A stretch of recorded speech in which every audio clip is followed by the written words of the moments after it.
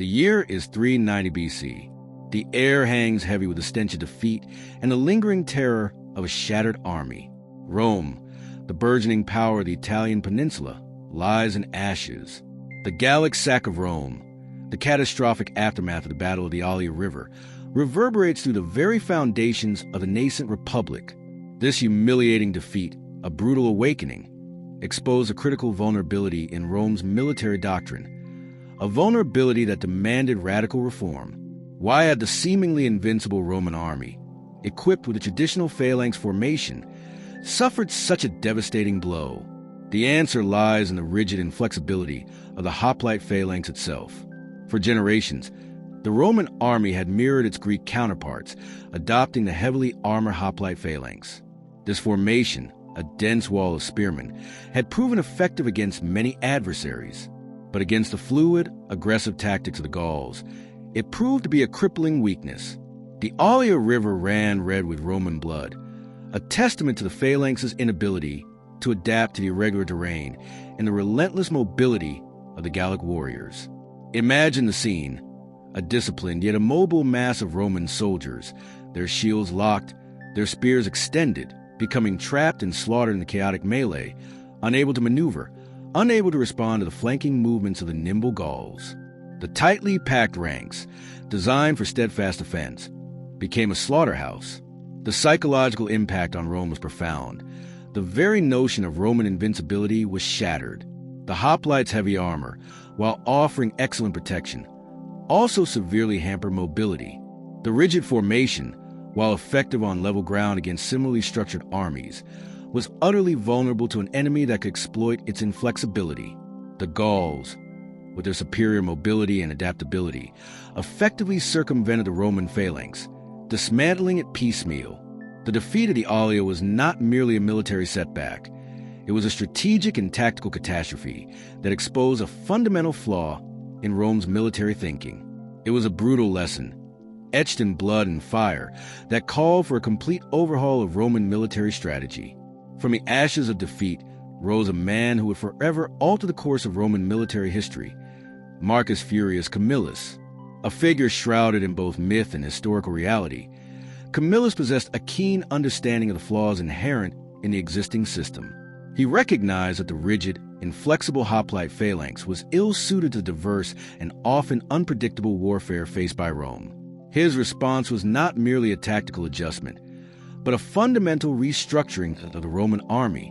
Camillus spearheaded a radical military reform, discarding the rigid phalanx in favor of a more versatile and adaptable system, a system that would ultimately pave the way for Roman dominance throughout the Mediterranean.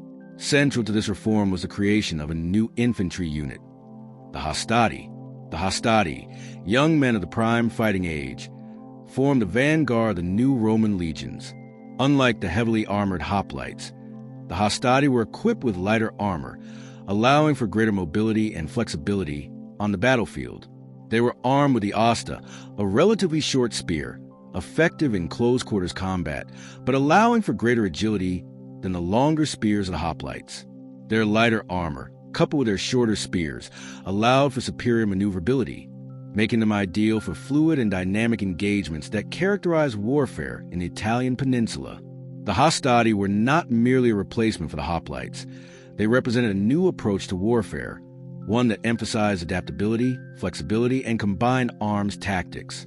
The creation of the Hastati marked not only a shift in military technology and organization, but a decisive turning point in Roman military doctrine, a testament to resilience and adaptability of Rome itself, forged in the crucible of defeat and redefined by the innovative genius of Marcus Furius Camillus. The lessons learned at the Allia River would forever shape the Roman legions, transforming them into the most formidable fighting force of the ancient world.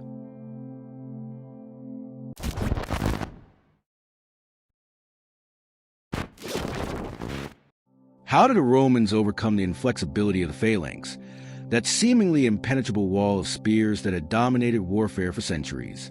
The answer lies not in superior weaponry, nor in unmatched individual prowess, but in a revolutionary tactical innovation, the quinkings formation. For generations, the Greek phalanx, a tightly packed formation of heavily armed hoplites, had reigned supreme. Its strength resided in its unwavering front, a bristling hedge of spears capable of repelling even the most ferocious assault. Yet, this very strength was also its Achilles heel. The rigid, unbroken lines of phalanx were notoriously inflexible, maneuvering on uneven terrain, adapting to changing battlefield conditions, or even reacting to a flanking maneuver, proved incredibly difficult, bordering on impossible. A single breach in a line could unravel the entire formation, leading to catastrophic rout. The limitations of the linear formation became increasingly apparent as warfare evolved. The battlefield was rarely a flat, open plain. It was a chaotic landscape of hills, valleys, rivers, and obstacles. The phalanx, in its unwavering rigidity, was ill-equipped to negotiate such complexities. Its slow reaction time left it vulnerable to agile enemies who could exploit its inherent limitations.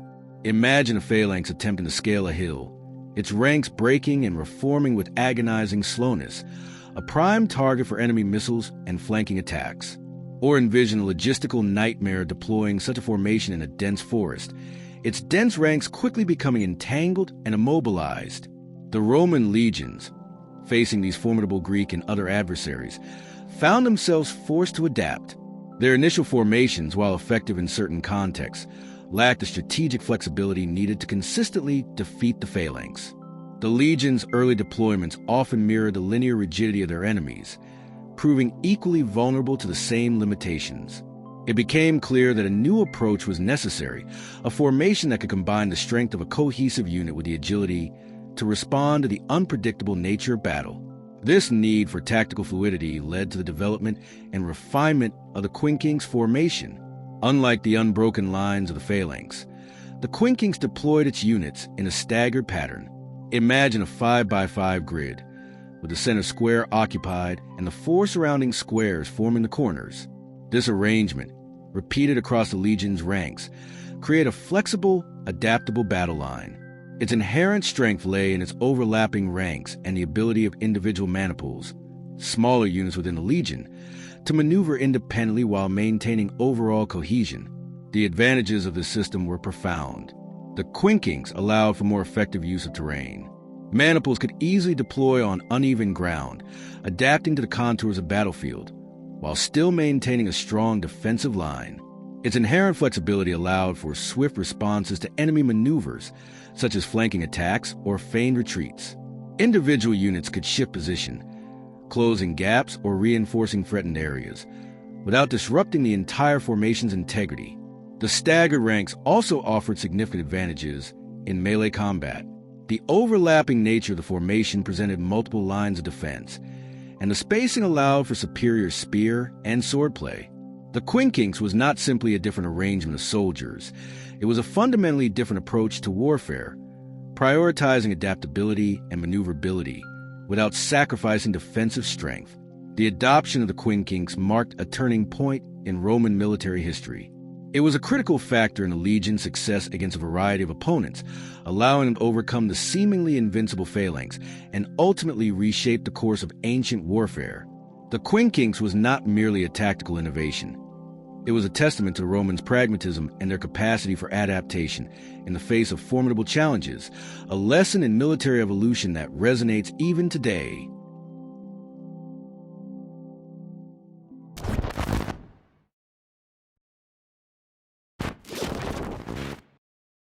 Was it a blunder or a brilliant strategy that the Roman Hastati, the backbone of the legion's youthful fighting force, entered battle with relatively light protection? The question resonates through the centuries, a testament to the enduring fascination with Roman military might and its surprising tactical choices. Unlike their heavily armored Greek hoplite counterparts, who presented a formidable wall of bronze and muscle, the Roman Hastati of the Republican era relied primarily on a simple tunic, often supplemented by a rudimentary jerkin, and a large, rectangular scutum shield. Their protection, compared to the impressive panoply of the hoplite, seemed almost minimal. This stark contrast immediately prompts the question: why did Rome knowingly sacrifice the protection of its young soldiers on the altar of some greater strategic advantage? The disparity in equipment is undeniable, and the perceived vulnerability of the Hastati begs for an explanation that goes beyond simple oversight. A closer examination reveals a far more nuanced reality. The relative lack of heavy armor amongst the Hastati wasn't a sign of Roman inadequacy, but rather a deliberate strategic decision deeply rooted in the realities of Roman warfare and socioeconomic conditions. To understand this choice, we must analyze several interconnected factors. Firstly, the sheer scale of the Roman army demanded an economical approach to equipment. The legions were massive, comprising thousands of men. Equipping each soldier with the equivalent of hoplite armor, including a bronze breastplate, greaves, and helmet, would have placed an unbearable burden on the Roman treasury. The cost of bronze alone would have been prohibitive, impacting both the affordability of maintaining a large standing army and the ability to quickly raise new legions in times of war. The simpler tunic and scutum represented a far more cost-effective solution. Furthermore, the economic disparities within the Roman Republic would have made extensive armor provision impossible. Wealthy individuals might have afforded better protection, but many Hastati were drawn from the ranks of the lower classes. Providing them with expensive armor would have been financially untenable, particularly when the legionary system aimed for broad inclusivity. Secondly, the Roman military doctrine emphasized maneuverability and flexibility. The Hastati were intended to be the shock troops, charging aggressively into the enemy lines. Heavy armor, while providing exceptional protection, severely restricted movement. The hoplite phalanx, for example, was famously slow and cumbersome, vulnerable to flanking maneuvers. The Roman system, in contrast, relied on speed, agility, and adaptable formations. The Hastati's relatively light equipment allowed for greater maneuverability on the battlefield, enabling them to rapidly shift positions and exploit openings in enemy lines. This is crucial to understanding the effectiveness of their strategy. Their mobility allowed them to overcome the limitations of individual protection through collective action. The protection of the shield wall became paramount. Thirdly, the effectiveness of the Roman military system cannot be divorced from the strategic context. Roman legions fought in a variety of terrains, from the open fields of Italy to the rough hills and forests of Gaul. Heavy hoplite armor would have been cumbersome and less effective in such varied landscapes, hindering their effectiveness far more than it would have benefited them. The Roman scutum and its ability to shield the soldier became a vital form of protection, while enabling sufficient speed and freedom of movement. In conclusion, the apparent lack of heavy armor amongst the Hastati wasn't a sign of military weakness, but rather a carefully considered strategic choice born from necessity, pragmatism, and innovative tactical thinking. It was a reflection of the Roman army's exceptional adaptability and its ability to deploy its manpower effectively, despite the constraints of cost and geography. Their success on the battlefield underscores the fact that military effectiveness doesn't always reside in the weight of armor, but in the cohesion and skill of the fighting force, and in the intelligent adaptation of its strategy to the prevailing circumstances. The Roman Hastati, with their seemingly light equipment, stand as a testament to this enduring truth.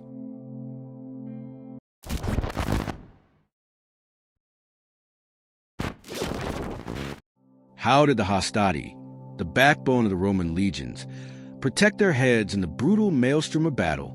The answer lies not in the romanticized imagery of gleaming, full-plate armor, but in a deceptively simple, yet remarkably effective piece of military equipment: the Montefortino helmet.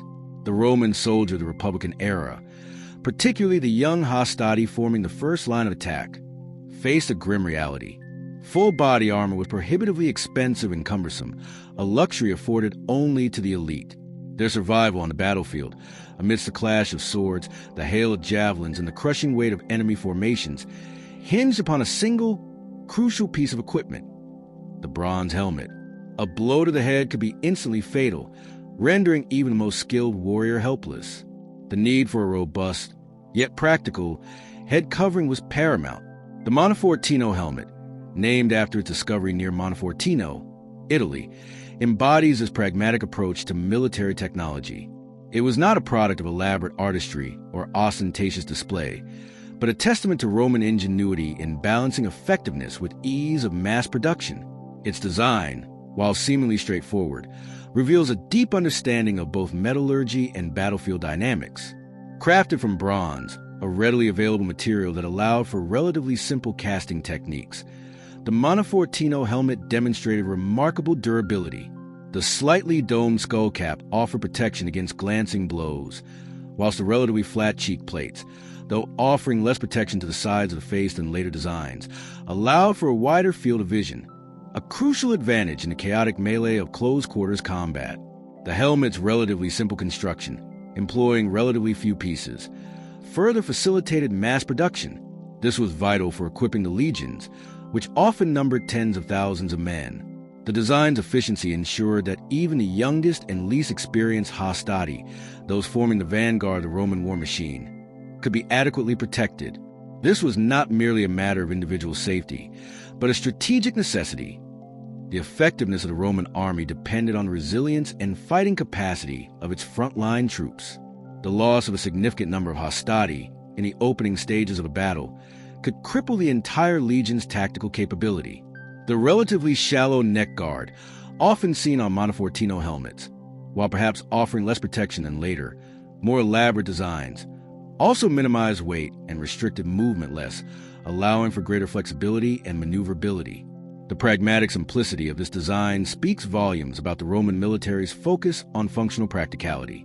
The Montefortino helmet wasn't meant to be a work of art, but a reliable instrument of survival, a testament to the Roman understanding that military effectiveness often stemmed from efficient, mass-produced, and robust equipment.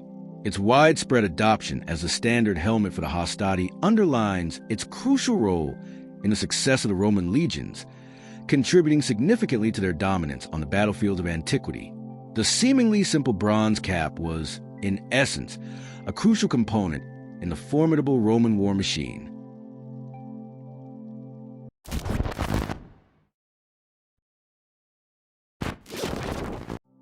How did the Hastati breach the enemy lines and carve a path to victory? The question resonates across centuries, echoing through the dust and blood of countless Roman triumphs. Their success wasn't a matter of brute force alone, but a carefully orchestrated dance of discipline and adaptation. The Hastati, young men of the Roman legion, formed the crucial second line of battle, the aces. They were not the elite, the seasoned veterans who comprised the triarii, nor were they the skirmishers, the lightly armed hoplites, who harassed the enemy from a distance. No, the Hastati bore the brunt of the initial impact. Following the initial skirmishing phase, which often left the enemy fatigued and their formations disrupted, the Hastati would be the first to engage the enemy's main battle line, absorbing the full force of their attack. This placed them in a perilous position, facing the enemy's strongest warriors in a direct confrontation, often suffering heavy casualties in the process. Their success or failure would frequently dictate the outcome of the entire battle. The effectiveness of the Hastati lay not in individual prowess, but in the unparalleled flexibility and discipline of the Roman legionary system.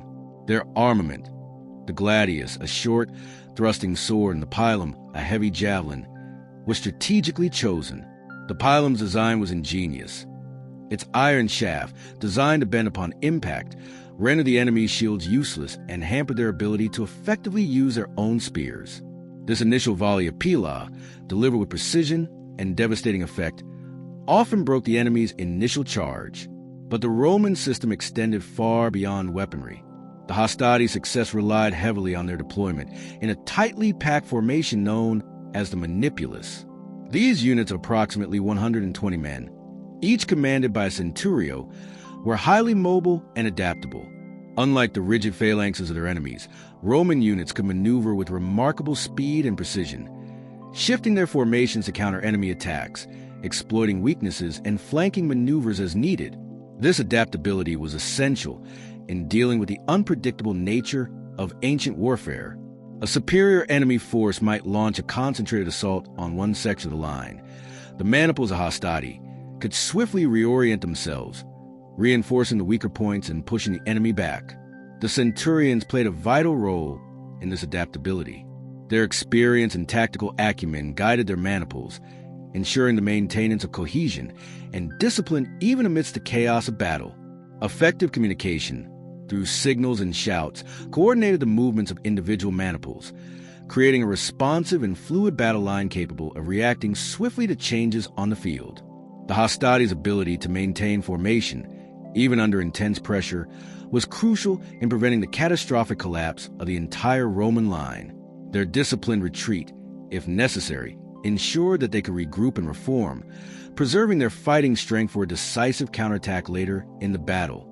Ultimately, the story of the Hastati is a testament to the power of military organization and strategic innovation. They were not invincible, they suffered heavy losses. But their flexibility, discipline, and the combined effect of their tactics and armament often enabled them to overcome seemingly insurmountable odds, laying the groundwork for the broader Roman victories that shaped the ancient world. Their success wasn't a simple matter of strength. It was a demonstration of the effectiveness of a finely tuned military machine, a machine that relied on the coordinated efforts of highly trained soldiers, operating within a highly adaptable system. Their legacy lies not just in their courage, but also in the lessons of strategic brilliance that they leave for us today.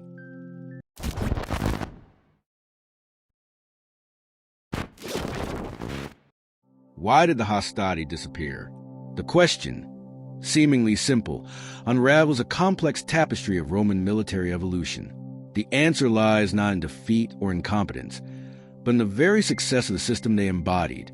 The Hastati, the youthful backbone of the early Roman legions, were a crucial element in the Republic's rise to dominance.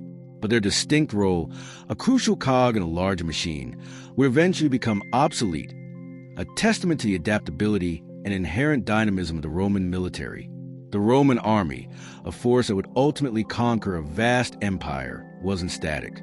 It underwent continuous adaptation, reflecting the shifting political and strategic landscapes it encountered. The early Republican army, relying on citizen soldiers, was organized around a tripartite system: Hastati, Principes, and Triarii. Each unit held a distinct place on the battlefield, reflecting age, experience, and equipment. The Hastati, young men serving their first campaign, formed the vanguard, a wave of youthful energy and relatively inexpensive manpower. Their primary role was to absorb the initial shock of the enemy assault, wearing down their opposition before the more experienced cohorts moved forward. This system, effective against the relatively less sophisticated armies of early Rome's adversaries, was gradually superseded. As Roman wars intensified and the scale of conflict expanded, the need for a more uniformly trained and equipped fighting force became evident. The complexities of large-scale campaigns, involving diverse terrains and foes, outpaced the effectiveness of the tripartite structure. The distinctions between Hastati, Principes, and Triarii, while once crucial, began to hinder the army's overall cohesion and flexibility. The gradual shift towards a professionalized, more uniform legion was a process that spanned centuries, marked by reforms introduced by prominent figures like Marius. Marius' reforms, implemented during a period of significant military and political instability, profoundly altered the nature of the Roman army. The reliance on citizen soldiers gave way to a system based on professional soldiers, serving for extended periods and earning their living through military service. This professionalization demanded standardization in training, equipment, and tactical deployment, rendering the tripartite system redundant. The distinctions between the different ranks blurred as all legionaries received similar training and equipment. The Hastati, as a distinct unit, eventually vanished. But the disappearance of the Hastati doesn't signify a failure. Their role was instrumental in the early successes of the Roman Republic, forging the foundation upon which the later, more powerful and adaptable legions were built. The experience gained from their service, the rigorous training, the battlefield discipline, and the development of effective tactical formations serve as a cornerstone for future military doctrines. The Hastati's contribution lies not in their prolonged existence as a specific unit, but in their crucial role in the evolution of the Roman military. They were the proving ground, the crucible that forged the legions into the unparalleled fighting force that would shape the destiny of the Mediterranean world. Their legacy is not etched in stone monuments, but in the very fabric of the Roman army's enduring success, a legacy that transcends their eventual absorption into a more unified and professionalized military machine. They were the pioneers, the first wave that paved the way for the Roman military's legendary dominance, and their sacrifice and contribution should not be overlooked. Their story is a testament to the enduring power of adaptation and the importance of evolution in military history.